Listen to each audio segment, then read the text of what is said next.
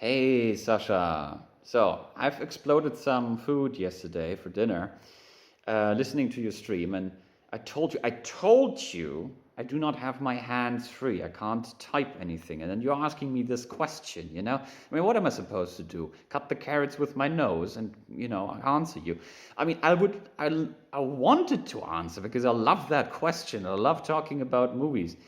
I hardly have any idea what I'm talking about. I didn't really study it, but I watch movies all the time, and I spent the last 3 years watching movies from Germany, basically chronologically. I really started at the very beginning, first experiments from the 1900s, and then 1910s, 20s, 30s, 40s, 50s, and now I'm in the 60s, and that is the prime source of my knowledge. So it's not really consistent. It's just what I see and the little that I read about it. But I would like to give you and whoever else wants to listen to this you know my 2 cents, and I would love to hear anyone contradicting me because that's how I learn. Someone saying that I'm an idiot, that helps. All right, so the question you asked me yesterday was, how did the Second World War influence German film? Well, I mean, first of all, let's think about it. In the second half of 1945, there was basically no German film made. I suppose everybody was on holiday. Otherwise, you can basically, summarize the following. Cities in ruins, an entire generation decimated. Half of Europe is a smoldering slaughterhouse. And a significant part of the intellectual elite and artists in Germany is either killed or has left the country, if not the continent. That's not a good way to start. But surprisingly, it didn't break the cinema's neck. I'm really surprised about that, because in 1946 it already started again. Of course, not in color anymore, and not with 10,000 extras in the background, and not with some studio-based superstructures. No special effects and no bare-chested beauties, but film was basically back to where it was in the 1910s. You have a skeleton crew making a small project, scraping by day, hoping that they get paid for it. They don't even know how much. And luckily for them, the Italians came up with a brilliant idea. They called it neo-realism. Basically you're telling real-life stories in a present-day environment. That means you can go outside, you can do everyday people, you can use non-actors, and just try to tell stories how they are. The most prominent example for Italian neorealism is the movie Lari di Biciclette. I can't pronounce it properly. Bicycle thieves. And guess what it's about? Bicycle thieves. Who would have thought? Germany didn't make something that significant, but they made a number of movies that are quite interesting and that are actually not titled as neorealism movies. They are titled as Trümmerfilme, which means rubble films or rubble movies in English. And guess why we call them like that? Because they were literally shot in the rubble. My favorite example is the movie Die Mörder sind unter uns. The Murderers Are Among Us from 1946. From Wolfgang Staudte, and it's one of the very first movies ever, well, I don't know if made, but finished and released in post-war Germany, in the British sector, if I'm not mistaken. I think I am mistaken. Doesn't matter. Anyway, so this is a movie that basically, does exactly what it should do. It just grabs a couple of actors, puts them into an actual building, and then tells a little story about how it is being in that fucking building right after the war. It worked, you can tell a story like this quite well. But there's a problem, the first years after the war were quite hard on the people. Who would have thought, right? So, and, maybe watching movies about people that feel like you in the first month or in the first year after the war feels quite, gives you some closure, gives you some solace. That might help you a bit, but not for long, because you have to keep on living, you kind of have to have this kind of feeling, now it's over and it was bad, but it's over, That's not how you get through the next 30, 40 years of your life, So, You think about it, you live in rubble, scarcity, and death, and then you spend your free time watching people living in rubble, scarcity, and death. That's not really, that's something that gets old very quick. So, Rudolf Jugert's Film ohne Titel from 1948 is addressing that. And in the very beginning, you have a director, an actor, and an author debating with each other what kind of movie they want to shoot.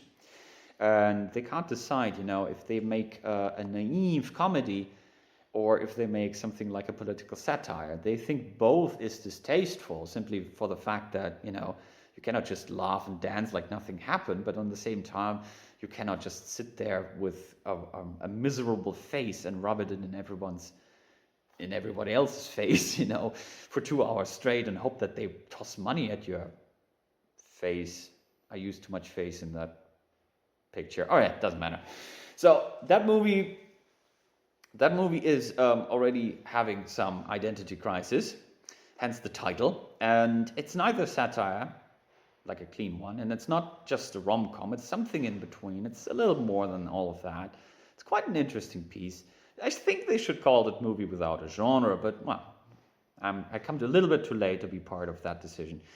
And then the 50s begin, and the Rubble movies end, but they sort of like slowly fade out into something that is approximating a normal movie industry, a new emerging one. But this time, of course, the industry is not unified under one gigantic kraken that is the Universum film, the UFA, that is absolutely controlling everything and centralizing all the resources. No. Now it's split up again. There are some private institutes, and there are some, there is some money getting, from some money getting in from the government and stuff, and it's somehow getting produced.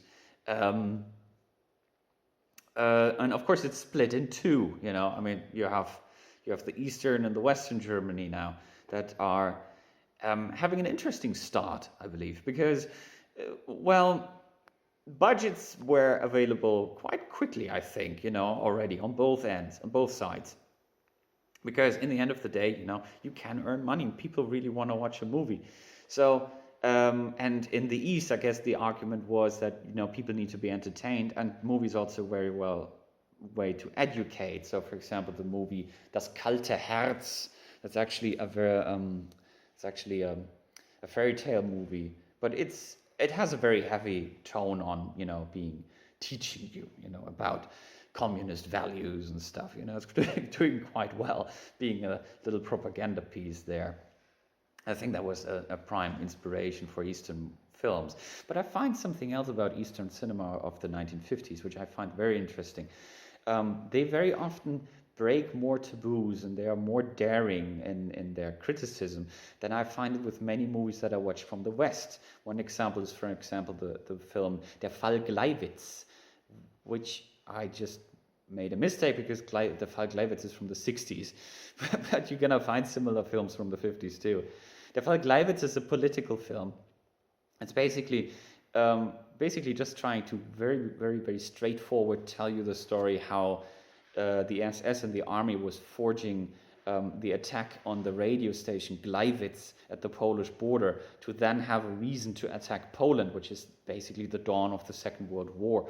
And the movie is incredible. The pictures are amazing, and the way how they are depicting, these soldiers and these people and how they think and how they talk, that is shocking even today, I believe. I mean, it shocked me. And that's the kind of movies they made. I knew films and TV from the GDR, from the DDR, to be absolutely, naive. I mean, like fairy tale movies mostly. I didn't know any of those kind of films, or I knew movies that are basically just planned propaganda. This movie was something else, and that's quite interesting. And in the West, you do not find that much, but of course it exists. But to be fair, the most films, and the films which I believe must have drawn the most audience, those are the genre films. And that's something that is as old as ever. I mean, you don't want to spend your evenings getting depressed, right? So you want to watch something that is thrilling you and exciting you and makes you happy. So like in the 30s and the 20s and the 10s and everywhere, the films that are really rocking the boat. There are the crime stories and the musicals and the comedies. That's the kind of stuff you want to watch. So you'll find this in both cinemas, East and West. There's only one little problem, and I guess you will mostly find this in Western cinema, but I guess in the East too. Because in a way, the clock has been spun backwards. You're now back in the old-fashioned way of thinking. The kind of social environment that is propagated in the movies is a little bit like how it must have been in the 1920s. It's quite old-fashioned, which I find hilarious, because if you think about it, the Nazis, with all their inhumanity, but they told movies that were cool and almost rebellious. For example, Belle Amie is a little bit old-fashioned, but it's quite scandalous, especially for the 1940s. And Baron Münchhausen is borderline anarchistic, and it has naked women taking a bath in the backside of the scene, like it's going out of style. It's just like that. And the movie was not regulated that much, so far I remember. So that's a kind of liberty that the German cinema took 20 years to conquer back after the war. And therefore, there is also a term for this kind of old-fashioned but not particularly bad kind of cinema. From the 50s and 60s, it was called the Grandpa's cinema, Opas Kino. And there was a lot of movement, especially from young movie makers, to get rid of that, to tell new stories. And it wouldn't work, which is not someone in particular's fault. There was not someone putting the thumb down or anything. It's just, producers mostly feared that, making experiment film and art house films would not sell, and therefore they wouldn't do it. And on the same time in the East, I guess, regulations got more strict, and it would be more and more difficult to get anything done that is in any way daring and out of shape. So the kind of progress happened mostly in Western television, and that must have been one of the reasons why the Western telly today, why German telly today is still basically the most important institution or network of institutions that we have for the production of TV shows and films that are in any way notably. If you think about it, many of the modern cinema movies are still at least partially produced with, with the help or with the guidance or with the materials or locations from some of the radio and television agencies in Germany. And that for a good reason, because when TV started, the radio stations basically had the problem: how the hell are we supposed to fill all that time? And you have to think about it. Television was not running all day and night; it was stopping at some time in the evening. But still, you have no clue how you want to fill all this time. So I think they were a little bit more liberal about to give someone screen time and to give someone the chance to make a little production. And people can do quite crazy things. If you give them a camera and then some time, they will make some interesting project out of it. So for example, there's this movie from 1964 called Flug in Gefahr, Flight into Danger. I know the translation is not very well, it's not my fault. And by many, it was a somewhat middle-sized budget for TV production. And it's interesting because by some it's quoted as the forerunner of popular airplane catastrophe movies. There's this kind of stuff from the 60s, 70s, and 80s called Airport something, like Airport 88 or Airport 77 or something like this.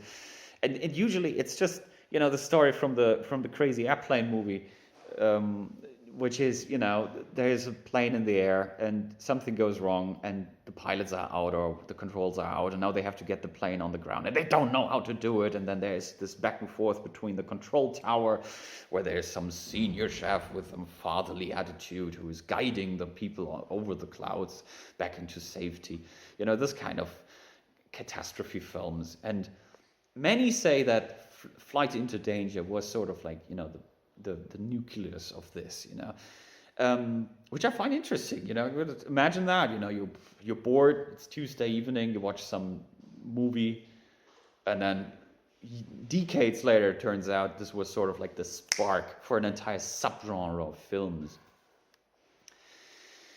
So, all of this was not very well researched, and it's getting even worse now, because now I reached the point where I have little to no idea what the hell I'm talking about.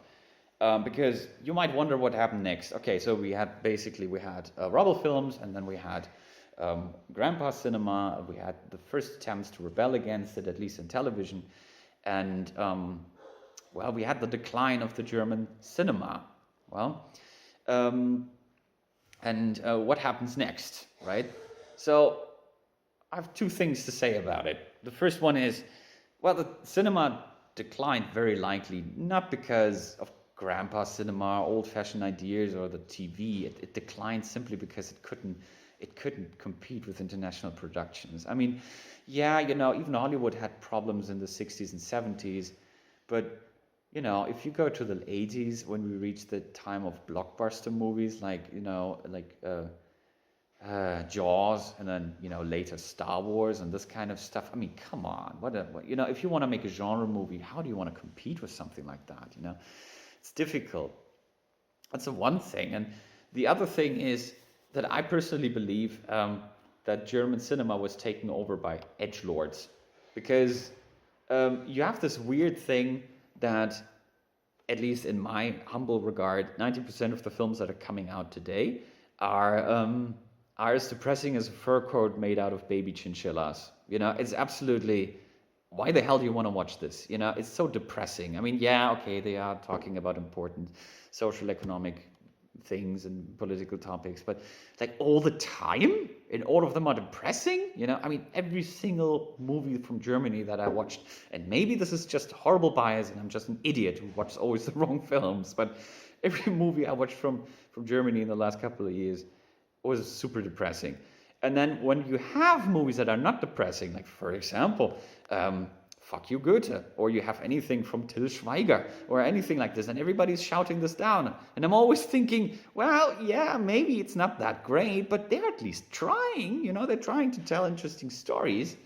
And I personally believe if we would stop, or whoever is responsible for this, if we would stop talking these kind of films down, and if we would allow ourselves, to enjoy a little bit more stupid films from now and then, we would slowly regrow a genre film industry, and which was a thing in the 1930s, for example, in the early 1930s, and we could tell some interesting stories there, and then I believe we would go back to having, I miss my suspense thrillers, and I miss low-budget sci-fis, and I miss screwball comedies. A lot of things that I'm not getting this often, at least not from Germany, and it would all be better than the kind of stuff that I usually have to watch, which literally is as entertaining as getting stabbed in the heart by a dagger made out of frozen tears. This is no, I really do not want to watch another one of those. They are